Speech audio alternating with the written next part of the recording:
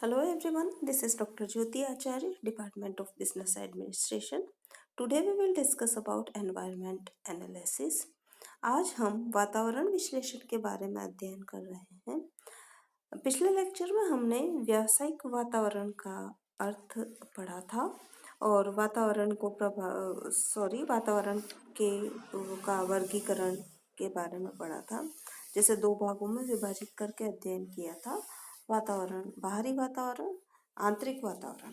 आंतरिक वातावरण के जो घटक थे उसके बारे में हमने अध्ययन किया और बाह्य वातावरण के घटकों के बारे में हमने अध्ययन किया। और अभी जो हम ले रहे हैं वातावरण, सबसे पहले हम लेते हैं वातावरण विश्लेषण का अर्थ एवं परिभाषा। सामान्य शब्दों में वातावरण विश्लेषण से तात्पर्य वातावरण के विभिन्न घटकों एवं उनकी शक्तियों का किसी उपक्रम या संस्था पर पड़ने वाले प्रभावों का विश्लेषण एवं अध्ययन करना है।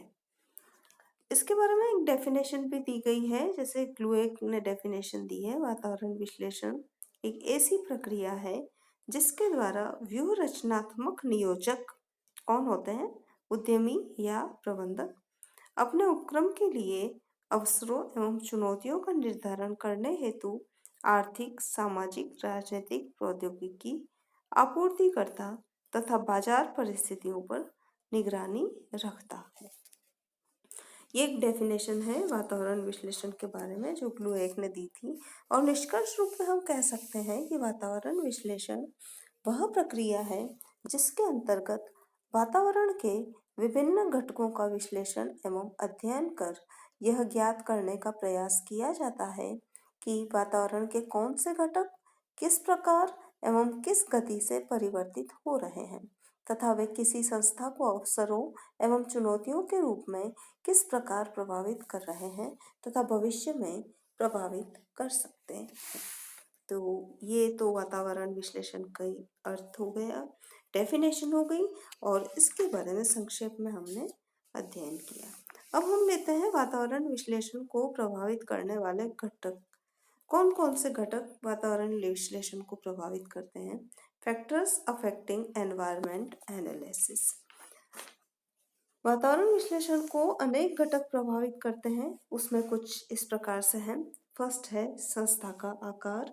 संस्था का आकार वातावरण विश्लेषण के रूप एवं विधियों सभी को प्रभावित करता है।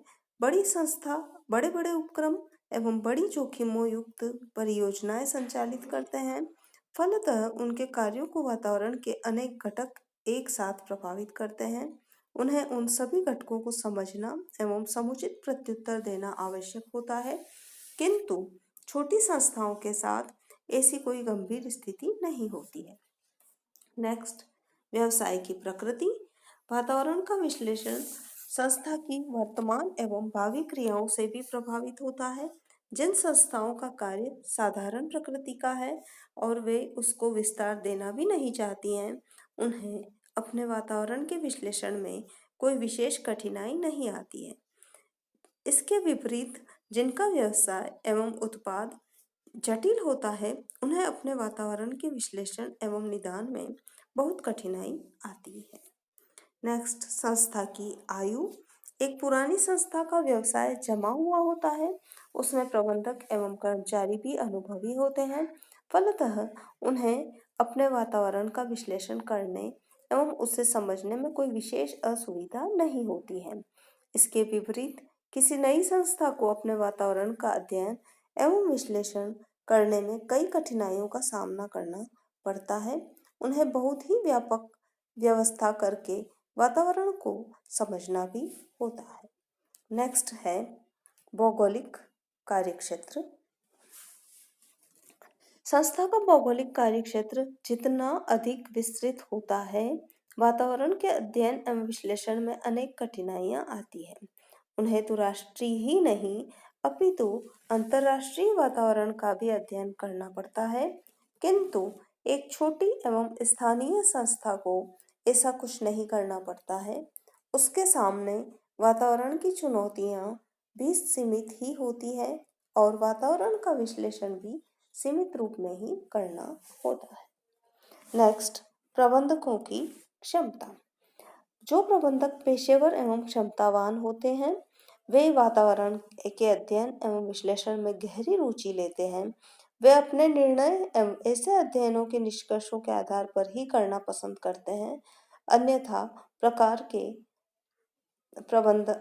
अन्यथा प्रकार के प्रबंधक या दूसरे प्रकार के प्रबंधक अन्य प्रकार से ही निर्णय एवं प्रबंध करते हैं। नेक्स्ट, प्रबंधकों की विचारधारा।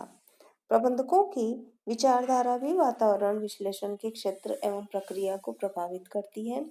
कुछ प्रबंधक पुरातन विचारों से प्रभावित होते हैं और यह मानते हैं कि जो होना है होकर रहेगा। अतः वे वातावरण विश्लेषण कर भविष्य को जानने और समझने का प्रयास करना ठीक नहीं समझते हैं। किंतु दूसरी ओर कुछ प्रबंधक ऐसे होते हैं जो यह मानते हैं कि हम चाहेंगे वैसा ही होगा तथा हम किसी भी बात को भगवान भरोसे नहीं छोड़ते। ऐसे प्रबंधक वातावरण विश्लेषण एवं अध्ययन पर बहुत ध्यान देते हैं। नेक्स्ट, वातावरण की चंचलता। वातावरण परिवर्तनशीलता को सभी स्वीकार करते हैं तथा उसकी अपेक्षा भी करते हैं, किंतु वातावरण की चंचलता को कोई भी सहज रूप में स्वीकार नहीं करता है। अतः जब वातावरण में बहुत अधिक चंचलता होती है तो उसका बहुत ही सावधानी से अध्ययन एवं विश्लेषण करना पड़ता है। सामान्य गति से होने वाले परिवर्तनों की स्थिति में वातावरण का विश्लेषण सहज रूप से कर लिया जाता है। नेक्स्ट, संस्था का प्रभाव। यह बहुत बड़ी सच्चाई है कि वातावरण तो अब सभी संस्थाओं को गंभीर रूप से प्रभावित करता है, किंतु कोई भी संस्था संपूर्ण वातावरण को